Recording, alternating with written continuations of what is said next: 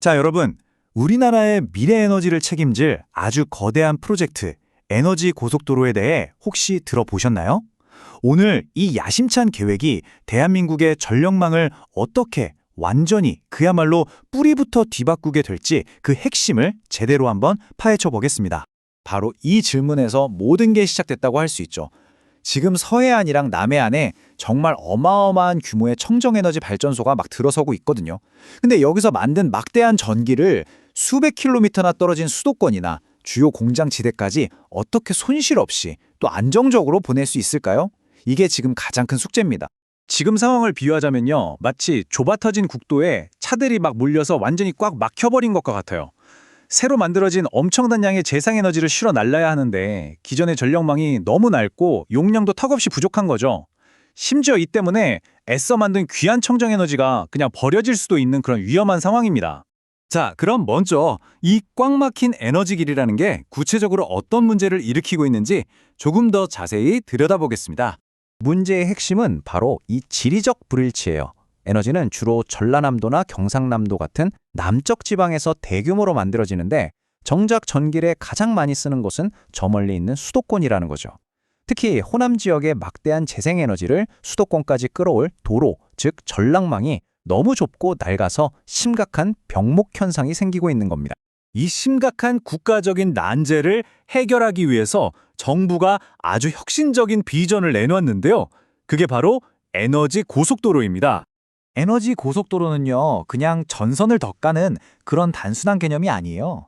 HVDC 같은 최첨단 기술을 이용해서 전국의 발전소와 소비지를 마치 하나의 유기체처럼 촘촘하게 연결하는 완전히 새로운 개념의 전력 인프라라고 보시면 됩니다. 말하자면 우리 몸에 새로운 대동맥을 까는 것과 같은 거죠. 경제성장 대동맥. 이 표현 하나에 모든 게 담겨 있다고 할 수 있습니다. 정부가 이 프로젝트를 단순히 낡은 전력망을 고치는 수준이 아니라 국가 경제의 미래를 책임질 핵심 중의 핵심 기반 시설로 보고 있다는 뜻입니다. 그리고 이건 하루 이틀에 끝나는 단기 계획이 절대 아닙니다. 수십 년을 내다보는 거대한 국가 로드맵이죠. 먼저 2030년대까지 서해안 축을 쫙 연결해서 가장 시급한 수도권 전력난 문제부터 해결하고요. 그 다음 2040년대에는 전국을 U자 형태로 크게 감싸는 완성형 국가 전력망을 구축하겠다는 아주 장기적인 구상입니다. 그렇다면 이 엄청난 에너지 고속도로를 현실로 만들어줄 핵심 기술은 대체 뭘까요? 그 주인공이 바로 HVDC, 즉 초고압 직류 송전이라는 기술입니다. 기존에 쓰던 교류, 즉 AC 방식이 뭐랄까 여기저기로 전기가 새어나가는 낡은 물 호스 같았다면요.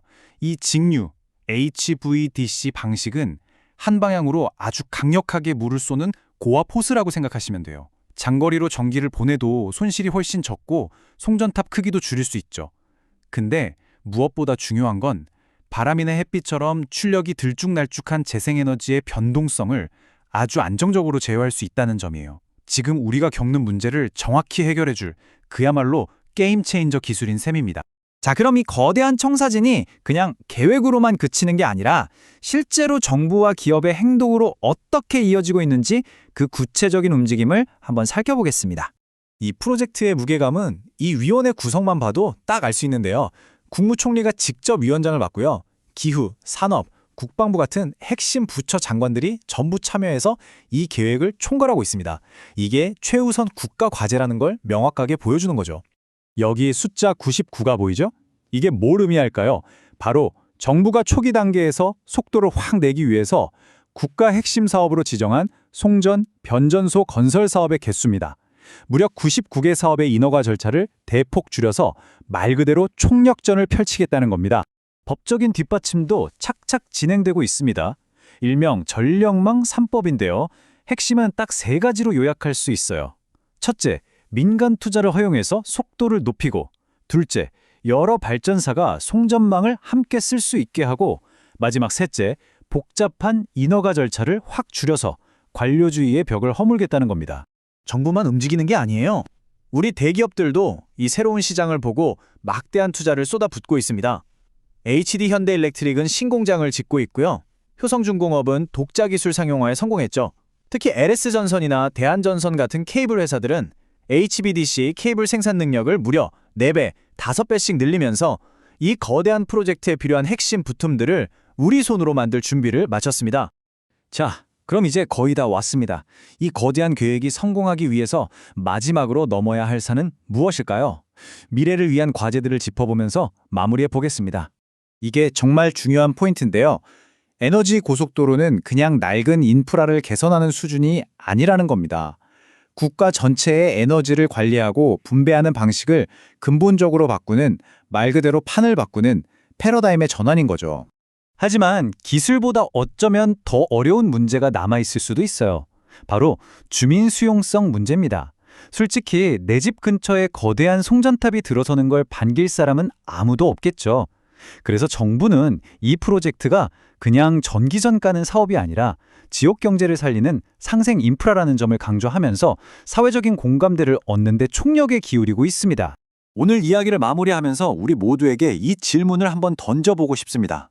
이 새로운 경제 대동맥이 완성되어서 온 나라 구석구석을 흐르게 될 때 대한민국의 에너지 지도는 물론이고 산업과 경제의 풍경은 과연 얼마나 그리고 또 어떻게 바뀌게 될까요? 그 거대한 변화의 시작을 우리는 지금 바로 목격하고 있습니다.